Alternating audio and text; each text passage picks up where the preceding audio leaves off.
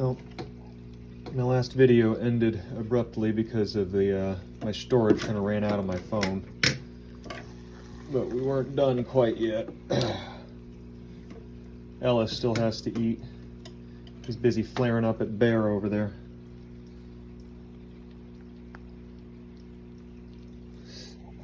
But there he is. He's also a pretty good jumper, but he has a problem with eating. I'm not sure why or how, but he really struggles with chewing. Like, he'll sometimes spend a good few minutes trying to eat.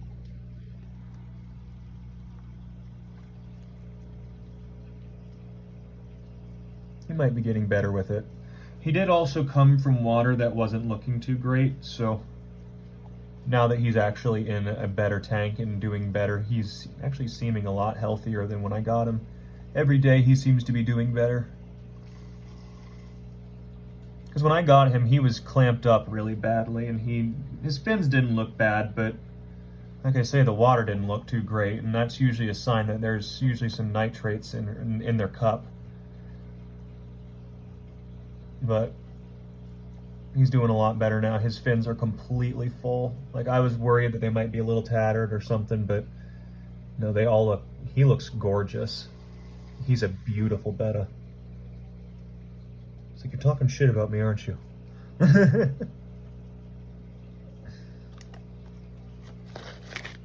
Alright. I'm glad he's eating a lot better now. Yeah, I need to keep these both on there because even with both of those, you can see he's got some dark water. Because this is a top full of floaters.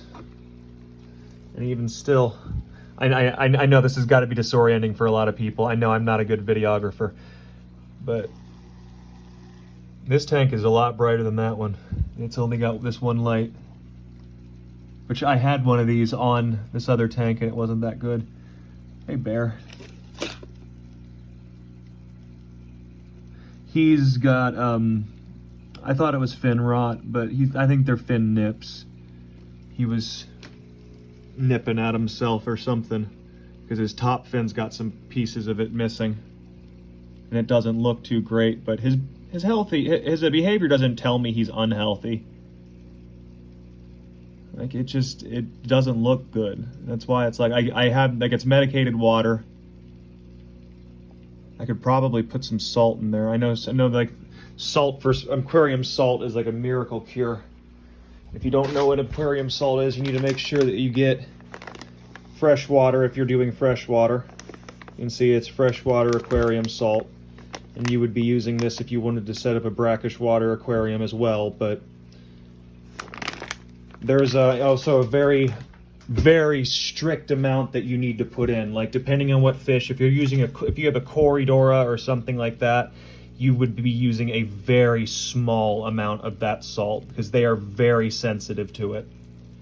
Whereas a betta would be a little less sensitive, but kind of in the same boat.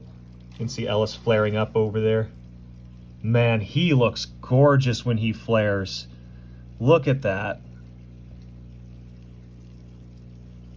He's ready to go. He's like, come at me, bro. Come at me. Bear just ain't having it. He's like, nah, I'm good, man. I got my mirror.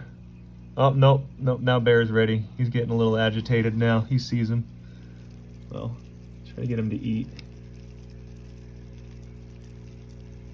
I gotta get that down there. Buddy. There he goes. That little head poking up. Is there more? He was my first betta. That's why I really, really don't want anything to happen to him. Like that. His fins worry me. He's never had anything in the tank that would nip at him. He's in there with autosinkless and with palm crabs, which people have said, oh, well, you can't have crabs with a betta. Well, nano crabs, yeah. Palm crabs, they are not aggressive. They don't go after anything. Like, they run from everything. I've watched them. They will not go anywhere near my bettas. They avoid them at all costs. Buddy. Now, talking about jumpers. There it is, but buddy, it's right. The gourami's gonna, yep. It's like, well, if you're not gonna eat it, I will. What I was gonna say is, Mongo is quite the jumper. In fact, he likes jumping on top of the filter. What do I mean? I was sitting here just at my computer one day, and I hear splash. I'm like, what the hell? That sounds a little different. He was stuck right here with his body going like that on this filter. Yeah, you can imagine I panicked. So the top was on. So I'm realizing I need to get a new top.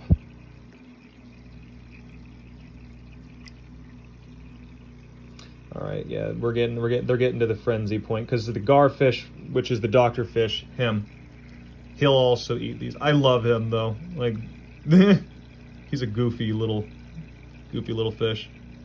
Problem is, I'm gonna have to get rid of him eventually, because they get really big. And I knew that when I got him. I wanted him to help me clean my tank. And he's done an excellent job, and he has made me laugh, and has been an excellent addition to this tank. like he's ready to feed from the tongs too.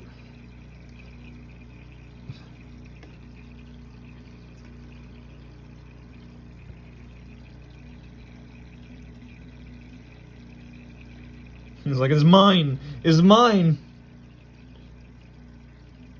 There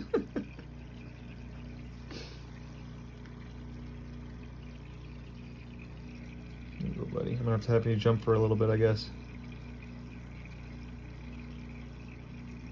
I think it's mine. It's mine. It's a good thing they aren't actually nipping at him. Like, I know he runs like that, but missed it, buddy. There you go. Let me drop a few of them down there so that way they can deal with that while he's able to eat. Yeah, so I dropped quite a few down there while he's able to. Hopefully the gouramis will be able to get some. There you go, guys. Attaboy. Yeah, there you go. That should feed all of them. And he's able to get his. One thing I've noticed with him is he's kind of hit or miss on if he sees it. Sometimes he's really good at tracking it down. Like just like that. Other times he will miss it, as you saw earlier when it's like right in front of him. Hey, Mr. Garfish. Mine. It's mine. I love him so much.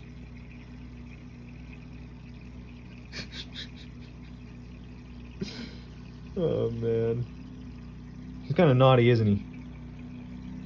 You got a little Coley coming up there. They're also a fish that I got to help me clean my substrate. But, and again, another fish I'll probably have to get rid of at some point.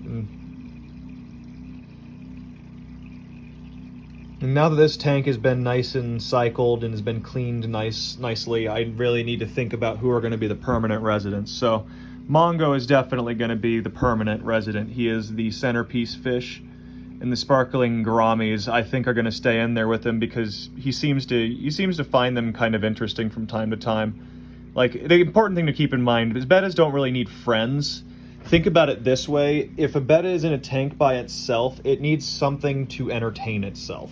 Whether that is going to be something like a floating log, a lot of decor to swim around into tight spaces, or whatever it's going to be, or smaller fish that aren't going to hurt them, that they can kind of look at it kind of like as... Think about it this way. They're not going to eat them, but they are very, very clearly a weaker fish, and they are kind of inquisitive. They might chase them around. They might just stare at them, threaten, like flare up, do just kind of silly things.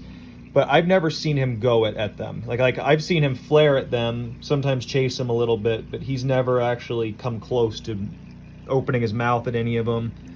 And I've sat here and watched him for hours. I find him hypnotizing. But no, he gets along. You can see just like that how he just kind of like charged a little bit at the gourami, but he didn't chase it. He just kind of lunged at it a little bit. That kind of behavior right there gives him a little bit of enrichment and helps with his natural behavior. But it's not really like, oh, he needs friends. Like, you can keep this guy in this tank all by himself.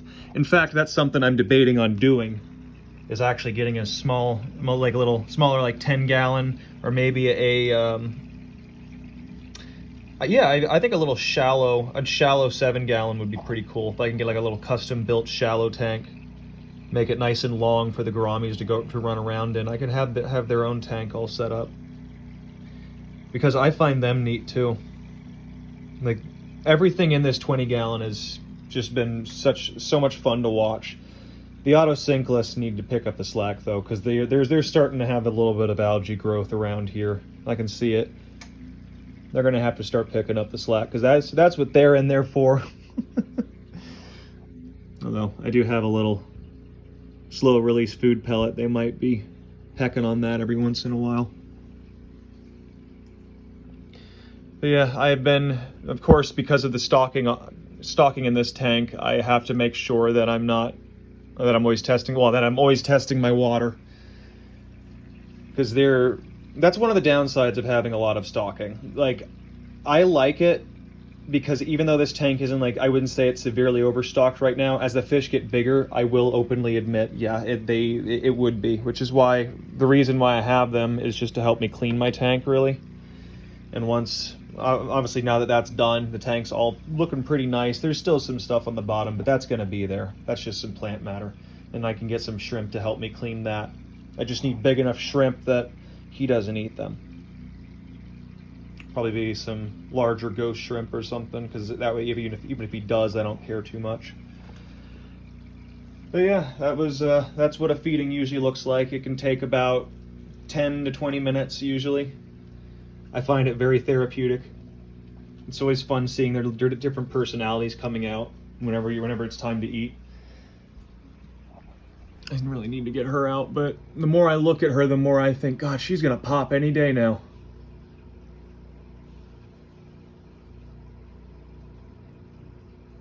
She's a beautiful fish.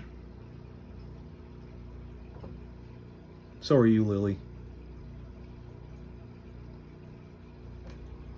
You got Nellie in here. She seems to like that current. You can see she's swimming in the sponge filter right now.